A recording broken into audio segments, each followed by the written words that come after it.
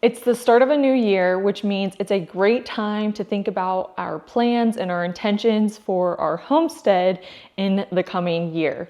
For us, our homestead has not been the priority for probably the past 2 years or so.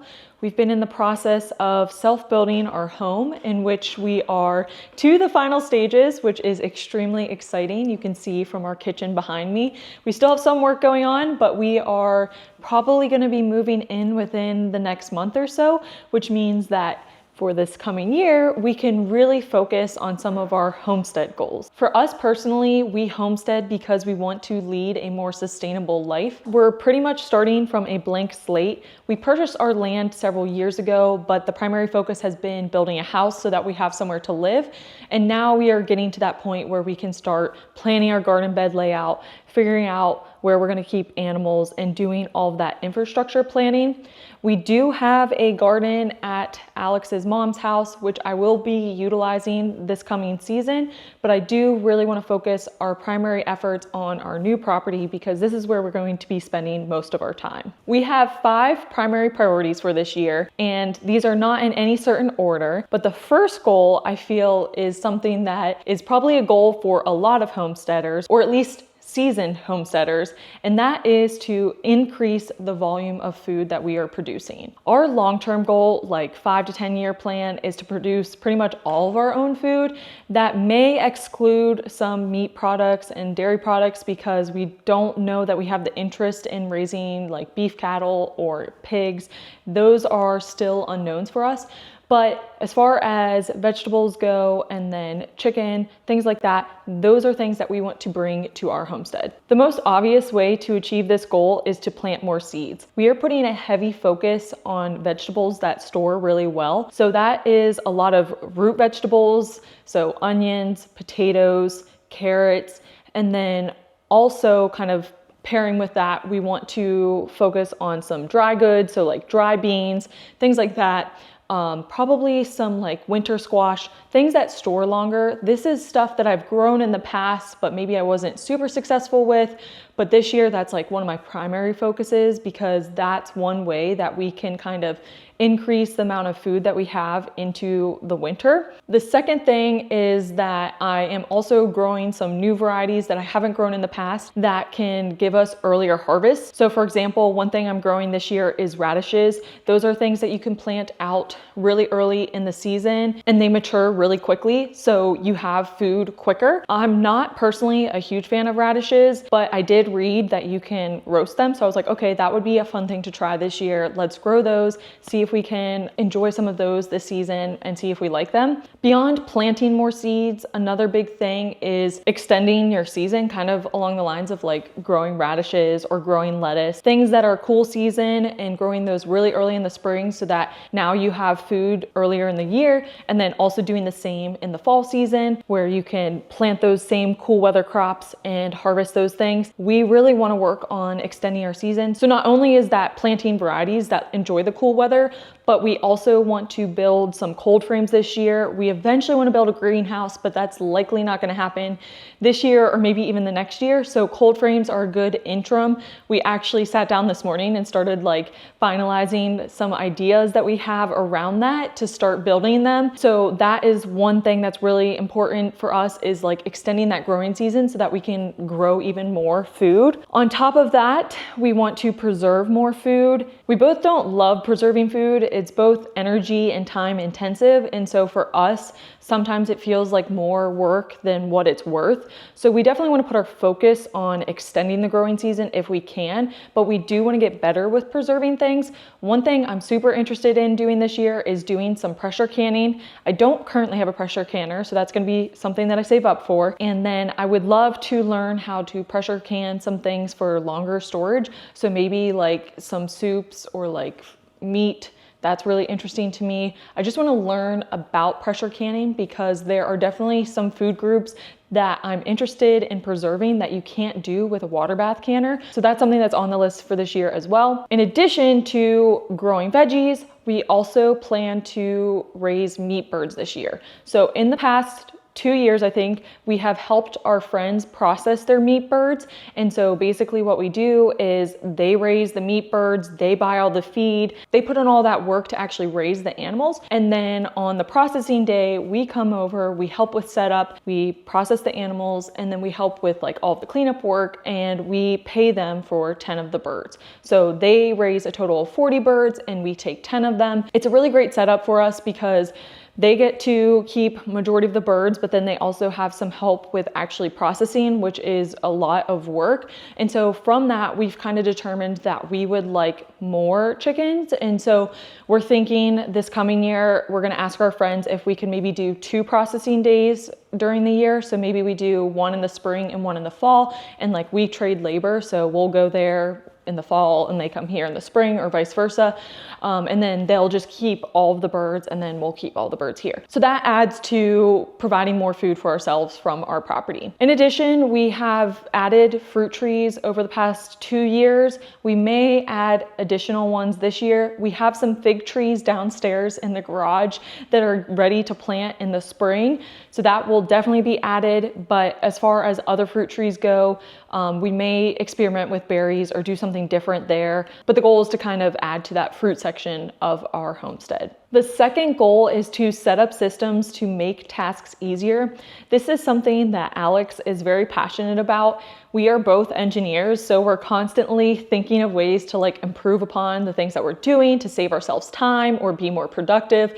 And by doing this, if we can set up systems that kind of eliminate some of those daily tasks, we're gonna be able to use that time that would have been spent feeding the chickens or watering the garden on other more important tasks that can grow our homestead even further. There's a couple of things that are higher on the priority list for this. So one thing is irrigation at the existing garden that we have. We have a water collection system. It's very janky, but we do have a water collection system set up there. We just currently do not have any irrigation getting it to the garden. It's just been like filling up watering cans and watering the garden, which is very ineffective. So that's one of the things that we will definitely be doing in this coming year, is setting up irrigation there, especially because it's not where we currently live. So it's a lot more extra work to like drive over there and water everything. In addition to that, composting is a huge thing, just composting and fertilizing in general. I have not been great about this over the past 5 years that I've been a gardener. I just kind of like go off of vibes and an observation. So I'll spend the day in my garden and I'll look at plants and I'll be like, oh yeah, they probably need some compost. Let me like side dress these plants. And it's not been very well planned. I've been very lucky and have gotten really good harvest from things, but I definitely could be better about just like feeding the plants in general. One thing I do spend a lot of time and effort on is like closing up the garden in the fall and making sure that we have like ground cover and stuff like that to take care of the soil. And then likewise in the spring, I put a lot of effort into like adding compost to the soil and doing stuff like that. But it's like that mid-season time frame where I just really do not pay attention. And so I want to get better with that. And one of my ideas for actually accomplishing that is kind of putting together like a Google spreadsheet or maybe like a Google Calendar where it like sends me notifications of like, feed your plants, Elena, don't just ignore them. So putting some systems in place around that, and kind of going off of that, another step is also organizing my seed starting better. I've always gone into the season with great intentions. I'm like, okay, I'm gonna track when I start everything. I'm gonna track when things start sprouting. I'm gonna track when I fertilize, and then I don't do any of it. And so this year, I really, really, really want to put in systems that I can easily track when I plant things, when seeds germinate, how seeds are doing, and just taking notes on the season overall. In the past, I've used paper to track some of this stuff, but I think the most effective way is going to be using Google Drive, using either Google Sheets or a Google Doc, because that's something that I can access from my phone. So I can just like do it while I'm in the garden, you know, take note of, oh, notice cabbage loopers on this plant. And then that way I can take that information and improve my gardening practices for the following year. We also want to work on improving our systems around raising our laying hens. We already have an automatic chicken feeder set up in their run, which works phenomenal. but we would like to work on automating their water. This is something that we're doing manually that has to be done every couple of days, but we want to kind of generate some ideas around how we can automate that. Additionally, raising chicks every year is a bit of a pain right now.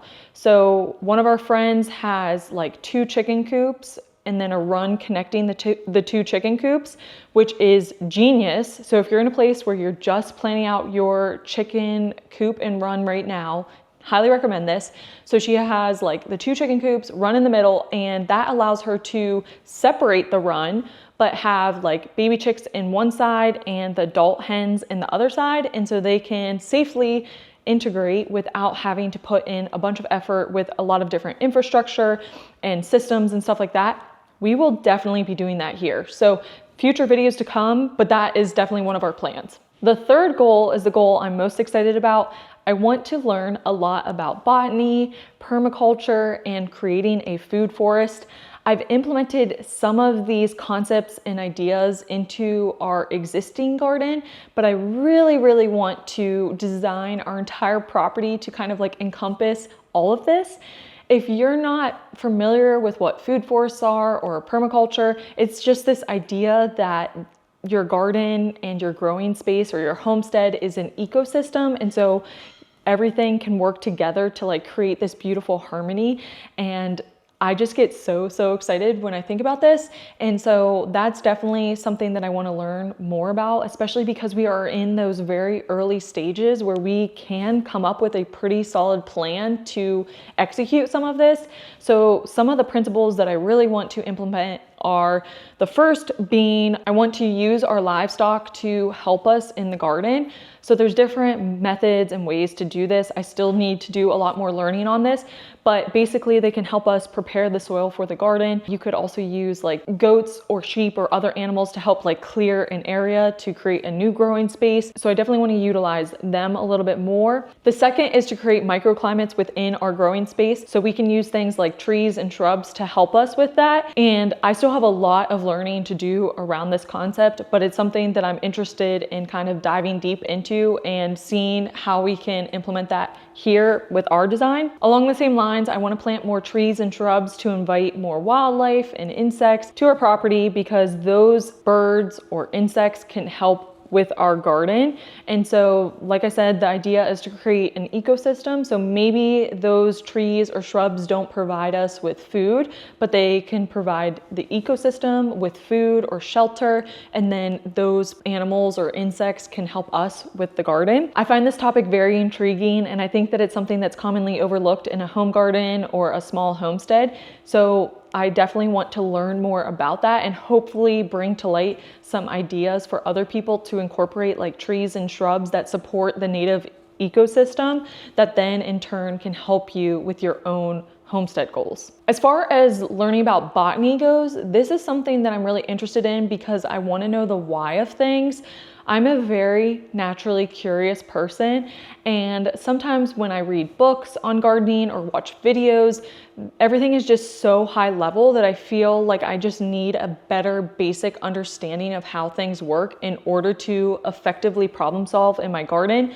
I don't know if other people feel this way, but like if you tell me to companion plant one plant next to another, I'm gonna ask why. Like why does this plant help this other plant? And sometimes it can be really challenging to just find that information in a book or online. And so I feel if I have a better basic understanding of how plants grow and how they work together, then I will be able to either infer from reading some of those other articles, or I can problem solve on my own. That's a huge goal for me. I already have a list of like 2 or 3 books that I've been looking at that I'm probably gonna purchase off of eBay soon so that I can get some of that basic knowledge. It's funny because a lot of first-time gardeners or homesteaders don't even know like the basics of how some of these things work. And that's totally fine. And that's how I operated, was just like, I'm gonna get out there and do, and then learn as I go. And that's how I operate a lot of the time. But as I've gotten further and further into this journey, I feel that I'm missing some of that core knowledge that would help me get like 10 steps further faster. And so I just want to kind of like bring it back, learn those things, and take it from there. Switching gears a little bit, goal number 4 is continuing to make healthier household switches. This is something I've been doing for a long time, is just like slowly making switches within our lifestyle that are more sustainable and healthier for both us and the environment. This is something that takes a lot of time and energy because you have to do a lot of research. You have to try to figure out, what works best for your lifestyle or the features of certain things that you're looking for. And so I just want to continue on that journey. One thing that I've specifically been looking at over the past year is textiles. I've always been one to thrift my clothes or buy things used, but as far as the type of clothing that I'm wearing, I never really thought much about. So whether it's made of nylon or maybe it's made of polyester, those materials are made of plastic. And I never really thought about how that could impact my life. I don't know, just never came to my mind. Thinking more about that, I've been trying to be more cognizant of what kind of clothing I'm wearing, or if I'm purchasing something even thrifted or new, what material it's made out of. So I want to continue that into the new year. Also around textiles, thinking about the type of bedding that we're using, any type of blankets that we have in the home. I want to make an upholstered headboard for our new home. When I was doing some basic research on just buying one, I found that they're all filled with poly. They all have polyester exteriors. There are some with cotton or linen exteriors, but if it's padded, it probably has a poly fill. So rather than putting all my energy and effort into trying to find something that will work, I'm just gonna make it myself. That's just one side of clean household items. Another thing is just finding better laundry detergent, maybe making our own. Beauty products has been something that I kind of explored over the past year. I don't use that many beauty products, but shampoo is really hard for me. So trying to figure out what shampoo might work for us. Continuing that goal into the kitchen, we obviously want to grow a lot of our own food and provide a lot of our own meat. For the meat that we cannot provide ourselves, like beef or pork, we will purchase. We already bought a quarter of a cow, I believe, that is going to be ready in February. So that will stock us up for beef. We still need to figure out what we're going to do for pork, but that's something I'll figure out in the next couple of weeks. And then in the kitchen, there's obviously other processed things that just sneak into the house, which are condiments. You have all of your granola bars or just convenience foods. We have done a really good job of limiting those things that are in our house. And then we also do a lot of label reading to make sure that anything that we're bringing in our house that is processed, it is clean. But there's still improvement to be made there, and it's an ongoing journey. It's very overwhelming to try to switch everything in your life all at once. So just kind of continuing that slowly is going to be the goal. The last and final goal is to practice other useful homesteading skills such as sewing and woodworking. Sewing is something that I just recently got into. My dad was cleaning out my grandparents' house and came across a lot of sewing stuff. I saw it and was like, hey, can I have that? That would be a really fun thing for me to start trying. In my past life, I loved painting and doing sculpture, but I slowly realized over time that a lot of that was very time consuming and wasn't very useful. So I felt like sewing would be a very useful skill that I can use to make my own clothes, make curtains, make gifts for people. And so over the past 2 months, I've been playing around with it, and I was able to make some gifts for the holiday, which was really fun. And so I want to expand on that. One of my goals is to be able to make a pair of pants and a shirt. So that's a very specific goal of mine, is to make some sort of piece of clothing. I also want to make the curtains for our house, and also seat cushions is another thing. So that's definitely a skill set that I want to expand on. The second part of that goal is to get better at woodworking. My husband, Alex, is the carpenter and the woodworker, and he does amazing things. This house wouldn't be here without his knowledge and experience. I'm super grateful and lucky to have someone here that can help me with my building projects, but I would really love to learn a lot of those skills myself. It would just be so helpful if I come across a problem in the garden or, some other challenge and could just solve it myself by building something. I do have a little bit of experience with helping Alex.